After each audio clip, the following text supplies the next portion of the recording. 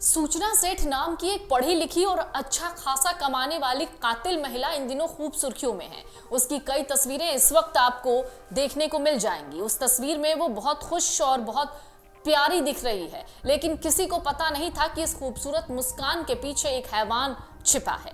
Last minute जैसे उसे पकड़ा गया, ये बिल्कुल फिल्मी लगता है। पुलिस ने जिस सूझबूझ से आरोपी मां को पकड़ा, उसका खूब जिक्र हुआ। 6 जनवरी से पहले भी सूचना सेठ अपने बेटे के साथ गोवा पहुंची थी, यह भी अब पूछताछ में खुलासा हुआ है। हत्या से पहले यानी एक दिन पहले शाम को 31 दिसंबर को वो गोवा में थी। सूचना सेठ यहां के एक 5 स्टार होटल में 5 दिनों के लिए रुकी थी। पुलिस के सूत्र कहते हैं कि सूचना सेठ 31 दिसंबर को गोवा पहुंची, फिर 4 जनवरी को वापस लौट गई। इसके फिर 2 दिन के बाद उसने जल्दबाजी में एक प्लान बनाया, फिर 6 जनवरी को वापस गोवा गई। सूचना सेठ ने गोवा के कैंडुलम के सोल बनियान ग्रैंड होटल में चेक इन किया। आरोप के मुताबिक सूचना ने यहीं पर अपने बेटे को मारा। सूचना को कर्नाटक के चित्रदुर्ग जिले से गिरफ्तार किया गया, जब वो कथित रूप से अपने बेटे के शव को एक बैग में भरकर कैब से भाग रही थी। पुलिस ने कहा है कि सूचना और उसके पति वेंकटरमन पीआर का तलाक हो चुका है। तलाक के बाद बेटे की कस्टडी पर बात चल रही थी। तनाव इतना ज्यादा था कि सूचना चाहती ही नहीं थी कि उसका पति अपने बेटे से मिल पाए। पुलिस ने इसी तनाव को हत्या का कारण बताया है।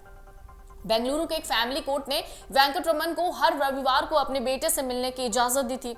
पुलिस के मुताबिक सूचना सेठ चाहती ही नहीं थी कि उनका पहला पति बेटे से मिले। 31 दिसंबर को रविवार था, मतलब वो दिन जब वेंकटरमन अपने बेटे से मिल सकते थे, लेकिन ऐसा नहीं हुआ क्योंकि सूचना उस दिन गोवा में थी। उन्होंने वेंकटरमन से कहा कि बेटा बीमार है, इसलिए उसे मिलने नहीं भेजेगी। इसके बाद अगला रविवार यानी 7 जनवरी आया, एक और ऐसा दिन जब वेंकटरमन की उसके बेटे से मुलाकात होनी थी, लेकिन फिर ऐसा नहीं हुआ क्योंकि इसके एक दिन पहले ही उनके बेटे की हत्या हो गई। गोवा के जिस होटल में हत्या हुई, आरोपी सूचना ने वहां 10 जनवरी तक रुकने के लिए बुकिंग की, लेकिन अचानक से 7 जनवरी को वहां से निकल गई। आरोपी सीईओ फिलहाल पुलिस रिमांड में है, उससे पूछताछ हो रही है। पणजी के एक कोर्ट ने उसके रिमांड को बढ़ाया है। इससे पहले 6 दिन की पुलिस रिमांड खत्म होने के बाद सूचना को 15 जनवरी को गोवा की अदालत में पेश किया गया था।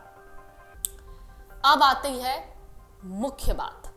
सूचना सेठ ने बेटे की हत्या के एक हफ्ते पहले गोवा में क्या किया था, लास्ट मिनट कौन सा प्लान बनाया था, ये बहुत बड़ी बात है। आपको बता दें, सूचना ने जिस तरीके से अपने बेटे को मारने का प्लान बनाया और जिस तरीके से वो बैग में अपने बच्चे को रखकर भागी थी, पुलिस ने प्रथम दृष्टया तो यही कहा कि मर्डर का यानी बेटे को मारने का सूचना का ऐसा कोई प्लान नहीं था।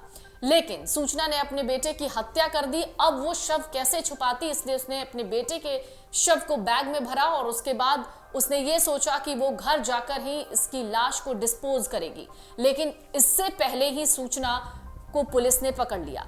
दरअसल इस पूरी कहानी के पीछे अगर देखा जाए तो होटल वालों की एक बड़ी भूमिका रही। जैसे ही सूचना ने चेकआउट किया, होटल के कर्मचारी ने उस कमरे में एक बार जाकर देखना मुनासिब समझा जिस कमरे से सूचना ने चेकआउट किया था।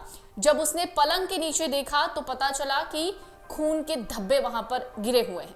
होटल के स्टाफ ने तुरंत पुलिस को फोन करवाया। पुलिस वहां पर पहुंची और उसके बाद शुरू होती है ये पूरी कहानी। पुलिस ने जैसे तैसे कैब के उस ड्राइवर को फोन किया और कहा कि एंगलम पुलिस स्टेशन पर वो पहुंचे, और वहां पर जब सूचना पहुंचती है और उसका बैग खोला जाता है तो पता चलता है कि उसके बैग में उसी के बेटे का शव है। हालांकि सूचना कुछ नहीं बताती, चुप रहती है, लेकिन अभी भी जिस तरीके से सूचना धीरे धीरे करके ही सही लेकिन राज खोल रही है, अब आने वाले दिनों में यह पता चल सकता है कि आखिरकार सूचना ने अपने बेटे की हत्या की तो क्यों की, इसके पीछे की क्या सिर्फ यही वजह थी कि वो अपने बेटे को अपने पति से मिलने देना नहीं चाहती थी।